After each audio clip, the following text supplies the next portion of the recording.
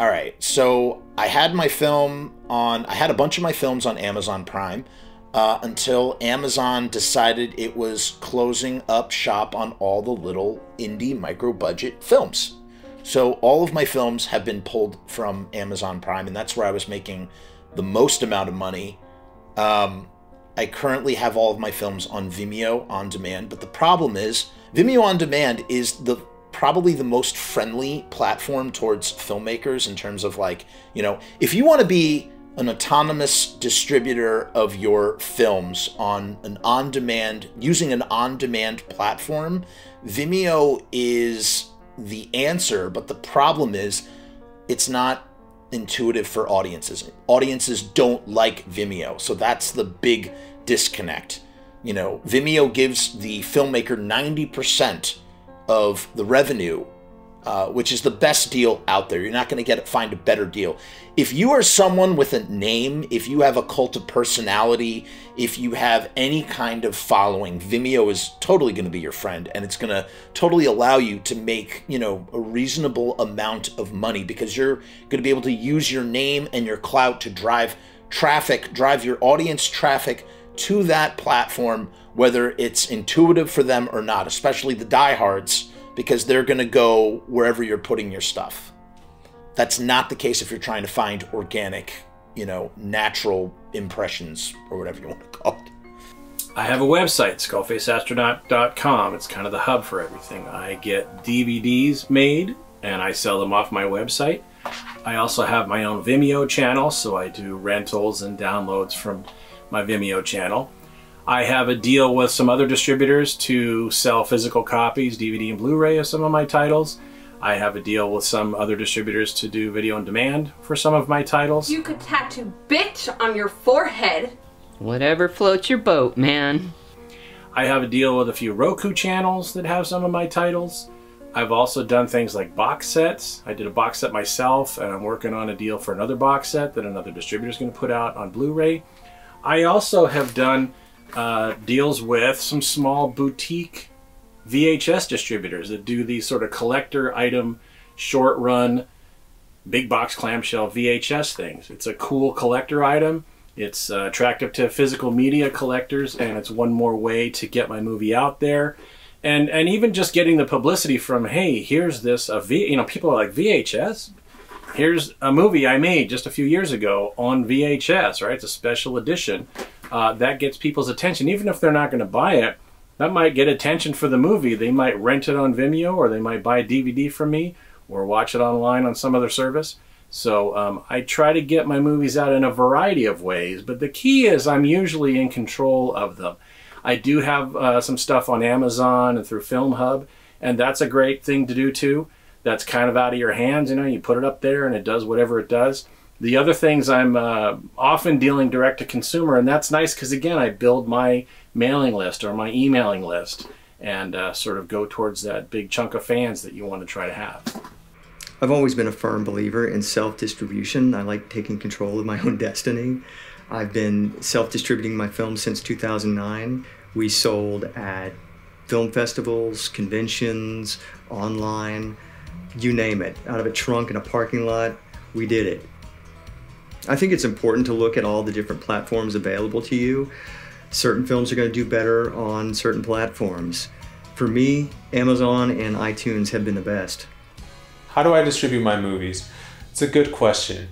I'm on my 8th feature film now, and for my first 3 films I used a traditional distributor, and I've yet to see any royalties or checks or anything like that from those movies. My two films after those I self-distributed, and I used a marketplace aggregator called FILMHUB, and I'm starting to see analytics and royalties come in for those, so I'm pretty happy with that. And then the film that I released last year that just came out, I did kind of like a split deal where I shot the film for a distribution company, and they're the ones who put it out. The great thing about the current landscape now is I first moved out to LA in 2002, and it's an entirely different world now compared to what it was then.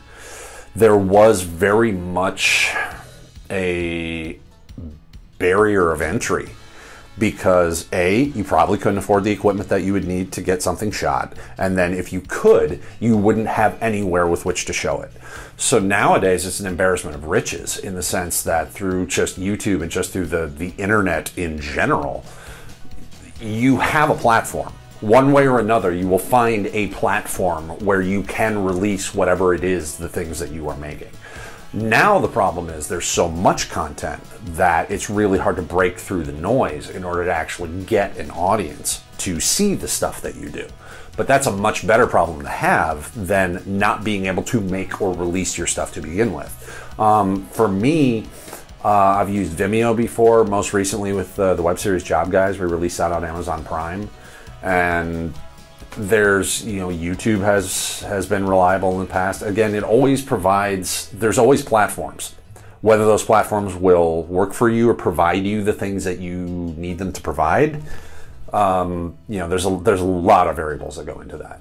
So when we shot our 24-hour feature film, Friends, Foes and Fireworks, we were watching our peers go to Cannes Film Festival. We were watching everybody go to AFM and sell their film. We were told that, we were still coming fresh off Daughter from 2016. And we were like, oh, everyone's going to AFM to sell their films. One day we'll go there too.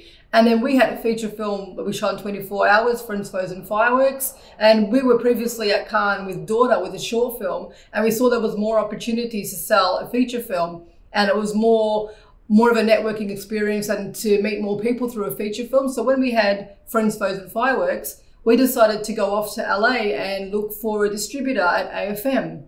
And yeah, it wasn't a fun experience going to sell a film.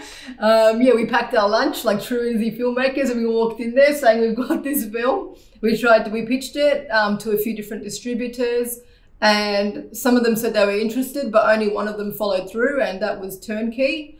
Turnkey Productions, I think. Turnkey Films. Turnkey Films, yeah. They put it on Amazon, and it kind of just sat there not doing much. Then they did get us a DVD deal with a company called Dreamscape, and Dreamscape distributed the film throughout Best Buy and various stores in North America. So that was a nice bonus that we weren't expecting.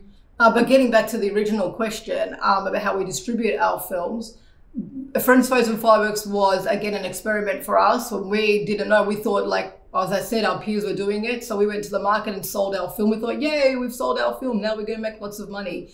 And it wasn't like that. We thought everyone's going to see our film. This is going to be fantastic. But it wasn't actually like that. And we found there were other ways to do it. So now we put our films up on FILMHUB, because we've been listening to a lot of Jason Horton and Alex Ferrari talking about other ways to make money from your films. And we found that going the traditional route didn't work for us. It didn't help our films at all. And we find that hybrid distribution works better for us, putting it through our website, selling through our website, giving it to FILMHUB. In terms of distribution, we've taken different approaches to each of our films.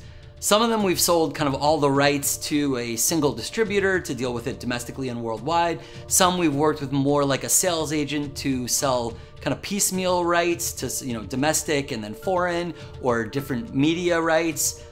We've also done our own distribution, and people call it self-distribution, but I kind of think that that's a misnomer, because really what you do with self-distribution is that you find ways to make little tiny license deals. So in other words, you're not really selling it out of the back of your car or something like that, which is what self-distribution sounds like.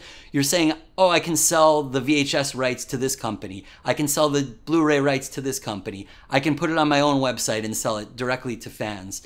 So I think we have to become more and more like the sales agent, the distributor, the promoter, play all these kind of roles in the distribution of our films.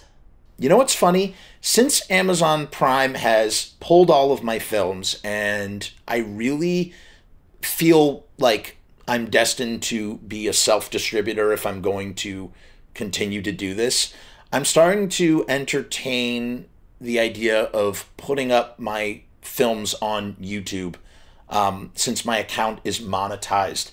Since I'm making a lot of money, I'm making a lot more money than I was on Amazon Prime, frankly, on YouTube.